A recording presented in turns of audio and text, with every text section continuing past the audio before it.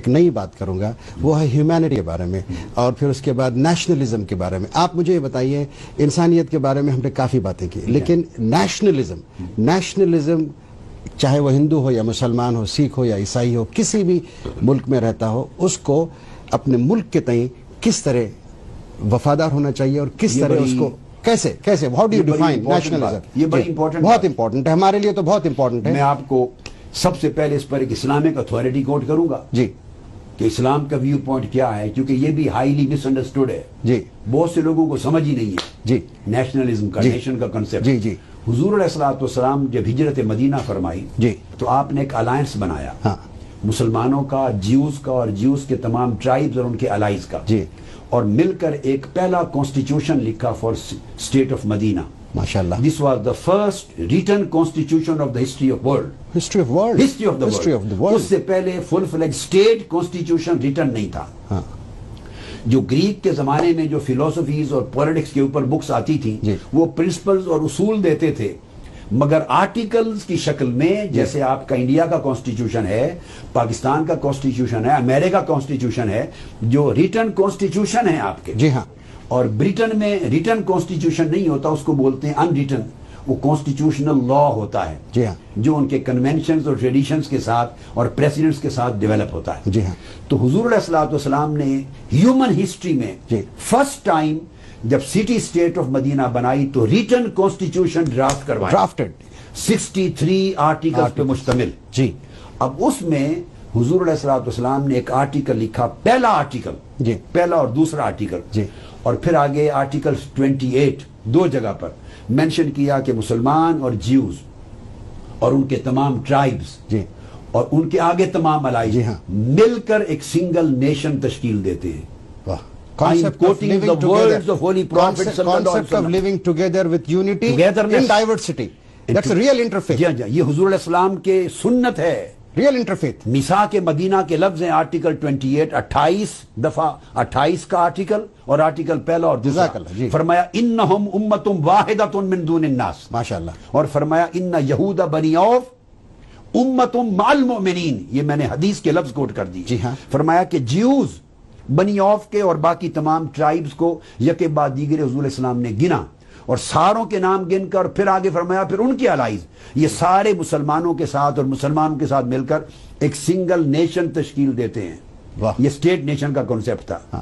اور پھر آگے فرمایا لِلْيَهُودِ دِينَهُمْ وَلِلْمُسْلِمِينَ دِينَهُمْ.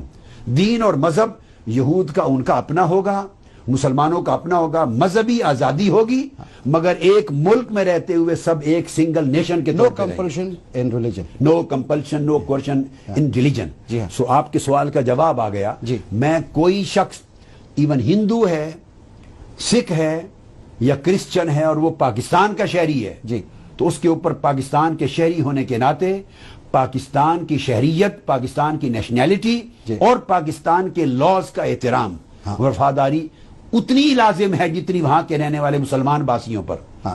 اسی طرح جی. اگر کوئی مسلمان ہے ہاں. یا کرسچن ہے یا کسی بھی اور مذہب سے اس کا تعلق ہے اور وہ انڈیا کا رہنے والا ہے، ہاں. لہذا اسلامک نقطہ نظر سے اس مسلمان پر اپنے دین اور مذہب کی آزادی ہے. ماشاءاللہ. اپنے مذہب پہ رہے، دین پہ رہے، اس دین اور مذہب کو چھوڑنے کی کسی کو اجازت نہیں ہے. جی. مگر وہ انڈیا میں رہتے ہوئے، چونکہ انڈیا کا وہ نیشنل ہے، جی ہاں. یہاں کا سٹیزن ہے، جی. یہاں کے انڈیا کے پورے ملک کا رہنے والا باسی ہے، ہاں. اسی طرح جیسے ہندو یہاں کا باسی ہے، ہاں. اس کے اوپر واجب ہے انڈین کے لا آف دا لینڈ کی پابندی کرنا، اپنے ملک کے ساتھ وفادار رہنا، ہاں.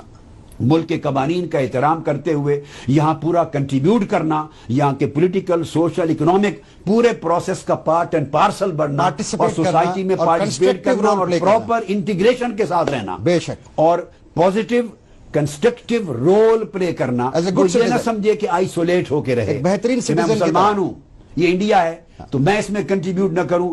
یہ سوچ ان اسلامک سوچ ہوگی، اسلام کے خلاف اور سنت نبوی کے خلاف. دیکھیے حضور علیہ الصلوۃ والسلام نے صحابہ کرام 84 صحابہ کو جی ہاں مکی زندگی میں ہجرت سے قبل جی جب کفار اور مشرکین مکہ نے بڑے ظلم ڈھائے جی مسلمانوں پر بہت ٹارچر ہوا جی تو آپ نے ہجرت کا حکم دیا جی اور قرآن مجید میں حکم آیا جی اس کو ہجرت اولا کہتے ہیں، پہلی ہجرت جو حبشہ میں ہوئی، جی ہاں ایبیسینیا ہاں یوتھوپیا جس کا نام ہے آج جی یوتھوپیا، جی حضور السلام نے ان کو ہجرت کا حکم دیا، جی اچھا چنانچہ 84 مسلمان مہاجر ہوئے، جی وہاں گئے۔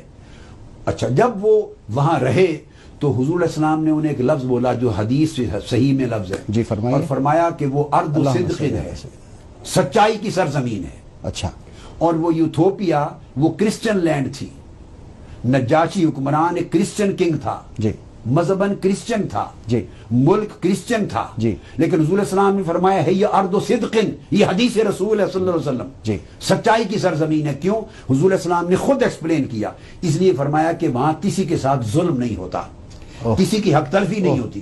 تو آقا علیہ السلام نے ایک universal criterion for humanity create کر دیا کہ جس زمین پر ہیومن رائٹس وائلیٹ نہ ہوں، جی ہاں جس زمین پر کسی کے right there is no, your right is not being wronged, it is not being violated, جی ہاں اور آپ کے اوپر ظلم نہیں ہوتا، لہذا اس عدل اور انصاف کی وجہ سے اس زمین کو صدق کی زمین کہا۔ سو میں یہ کہوں گا جہاں جہاں جس مذہب کے پیروکار رہ رہے ہیں، وہ پاکستان اور انڈیا ہے یا وہ انگلینڈ ہے، وہ امریکہ ہے، وہ یورپ ہے، وہ عرب کی سرزمین ہے یا عجم کی، جس بھی مذہب کے ساتھ ان کا دنیا کے ہر ملک میں دیکھیے ہر مذہب کے پیروکار رہتے ہیں، سٹیزن، لہذا ان کے اوپر ذمہ داریاں دو ہیں، اپنے مذہب پہ رہیں، سلمان قرآن پر، سنت پر، اپنی فقہ پر، شریعت پہ عمل کریں، اس کو ڈائلیوٹ نہیں کر مت سکتے، چھوڑے، ڈائلیوٹ نہ کریں۔ ہندو ہیں وہ اپنی ویدوں پر عمل کریں، اپنی بھگوت گیتا پہ عمل کریں، رامائن پہ کریں، اپنے مذہب کی اقدار پہ چلیں۔